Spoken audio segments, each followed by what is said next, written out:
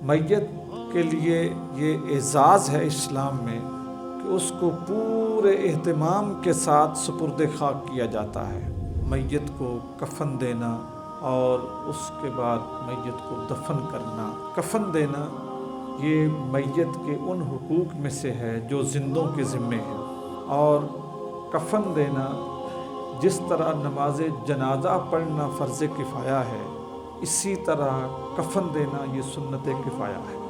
اگر کوئی بھی اس کو ادا کر دے تو وہ سب عزیز رشتہ دار اس ثواب میں شامل ہو جاتے ہیں، اور اگر کسی میت کو بغیر کفن کے دفن کیا جائے تو محلے دار، رشتہ دار، دوست، عزیز و اقارب سب گناہ گار ہیں۔ میت کے لیے یہ اعزاز ہے اسلام میں کہ اس کو پورے اہتمام کے ساتھ سپرد خاک کیا جاتا ہے۔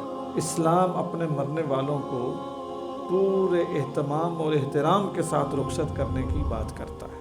ہمارے رسول کریم صلی اللہ علیہ وآلہ وسلم نے یہ ہمیں تلقین فرمائی ہے کہ اپنے مردوں کو کفن میں دفن کیا کرو اور ان کو عمدہ کفن دو۔ یہ بھی حدیث مبارکہ کے مضمون میں بات موجود ہے کہ اپنے مرنے والوں کو سفید رنگ کے کفن میں دفن کرو کہ سفید لباس اہل جنت کا لباس ہے۔ زندوں کے لیے بھی سفید لباس پہننا سب لباس پہننے سے افضل ہے، شرف والا ہے، بزرگی والا ہے، عزت والا ہے۔ مسلمان کو عام زندگی میں بھی جو سفید لباس ہے اس کو اہمیت دینی چاہیے۔ نبی کریم صلی اللہ علیہ وسلم نے باقی رنگ کا لباس بھی پسند کیا، لیکن جو سفید لباس ہے نبی کریم صلی اللہ علیہ وسلم کو خاص پسند تھا۔ حضور اس کا خوب اہتمام فرماتے تھے، اور بالخصوص نماز جمعہ اور نماز عیدین ان موقعوں پر تو نبی کریم صلی اللہ علیہ وآلہ وسلم بڑے اہتمام کے ساتھ سفید لباس پہنتے تھے۔ حج کا جو احرام ہے، رسول اللہ صلی اللہ علیہ وسلم نے احرام حج بھی سفید پہنا اور امت کو اس کا حکم دیا، اور انشلا احرام اور انشلا کفن یہ دونوں اس چیز کی بھی نشانی ہے کہ جس طرح بندہ سفید لباس پہن کر ننگا سر لے کر اپنے رب کے حضور اس کے گھر میں حاضر ہوتا ہے، اسی طرح اسلام کا ماننے والا بغیر سلے ہوئے لباس کے سفید رنگ کا کفن پہن کے اپنے رب کے در پر بھی حاضر ہوتا ہے، اس کے حضور حاضر ہوتا ہے۔ تو جب کوئی شخص دنیا سے رخصت ہوتا ہے اس کو کفن دینا یہ پیچھے زندہ لوگوں کی ذمہ داری ہے۔ اب جو کفن دیا جاتا ہے، بچہ ہے، بچی ہے، جوان بالغ عورت ہے یا بالغ مرد ہے، ان کے کفن میں فرق ہوتا ہے، ایک طرح کا کفن نہیں ہوتا۔ جو مرد ہے یا عورت ہے ان کے کفن کی بنیادی طور پہ 3 صورتیں ہوتی ہیں۔ ایک کفن وہ ہے جس کو کفن سنت کہتے ہیں، یعنی اتنا کفن دینا سنت ہے۔ ایک کفن وہ ہے جس کو کفن ضرورت کہتے ہیں کہ اتنا دینا ہر حال میں لازم ہے۔ اور ایک ہے کفن کفایت کہ جو کفایت کر جائے، جو کفایت کر جائے وہ پورا کرنا ضروری ہے۔ کفن سنت کیا ہے؟ اس میں مرد کے لیے 3 کپڑے ہیں اور عورت کے لیے 5 کپڑے ہیں۔ کفن ضرورت کیا ہے؟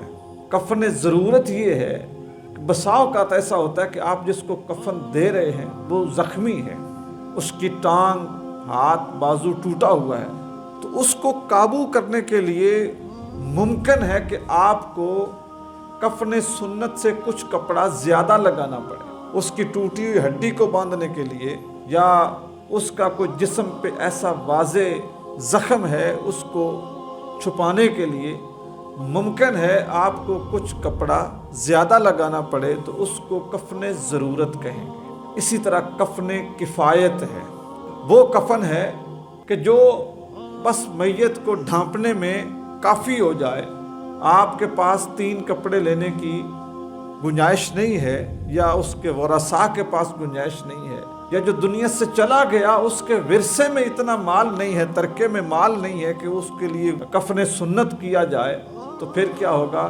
پھر کفن किफ़ायत होगा, यानी इतना कफन कि जो उसके जिस्म को ढांप दे। कई जंग के मौके ऐसे आए, बिलखुसूस हज़रत मसअब बिन उमैर रज़ियल्लाहु ताला अन्हु, उनके मुतल्लिक़ ये बात मशहूर है। हज़ूर अक़दस सल्लल्लाहु अलैहि वसल्लम के चचा हज़रत हमज़ा बिन अब्दुल मुत्तलिब, उनके मुतल्लिक़ ये बात मशहूर है। यानी इन दोनों असहाब, ये दोनों शहीद हैं, इनके मुतल्लिक़ ये बात उर्फ़ आम में है, मशहूर है कि जब इनकी शहादत हुई तो मैदान जिहाद में ये शहीद हुए, तो इन्होंने जो कपड़ा ज़ेब तन किया हुआ था उसी के साथ कफन दिया गया। हज़रत मसअब बिन उमैर रज़ियल्लाहु ताला अन्हु बहुत बड़ा नाम है इस्लाम की तारीख़ में।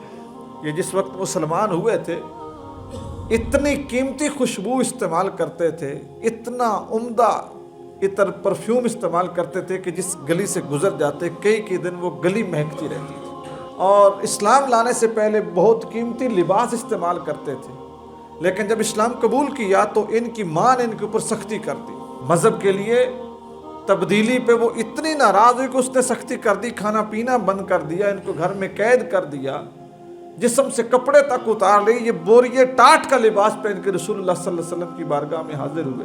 तो इस्लाम कमाना कोई आसान तो थोड़ा ही है, हक पे खड़े रहना, हक के लिए कुर्बानी देना, ये कोई थोड़ा ही आसान है, बहुत मुश्किल अमर है। जब ये शहीद हुए तो इन्होंने जो कपड़ा ज़ेब तन किया हुआ था तहमद नुमा, उसी के साथ इनको कफन दिया गया।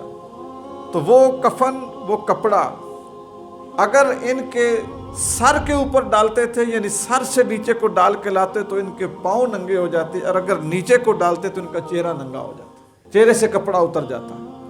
तो ये मामला फिर रसूलुल्लाह सल्लल्लाहु अलैहि वसल्लम की बारगाह में रखा गया। तो हुजूर अक़दस सल्लल्लाहु अलैहि वसल्लम ने फरमाया, उनका चेहरा ढांप दो और उनके पाँव के ऊपर घास डाल दो, बेपर्दा वो भी न रहें, नंगे न रहें, उनके ऊपर क्या करो, घास डाल दो।